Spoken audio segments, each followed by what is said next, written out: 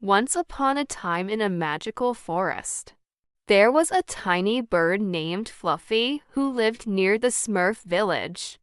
All the other birds laughed at him.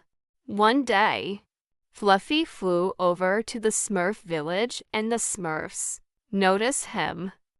They invited him to come sing with them. And on the way to the village, they met the magical sunflower who told Fluffy that he shouldn't doubt himself. Maybe his voice was small, but it was also very unique and special. So Fluffy began to practice his singing every day with the Smurfs.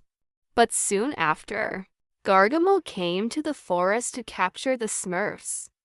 Fluffy bravely. His song was so loud and strong that it attracted the attention of a kind farmer who came and saved the day. The Smurfs were so grateful to Fluffy for his bravery that they threw him a big party.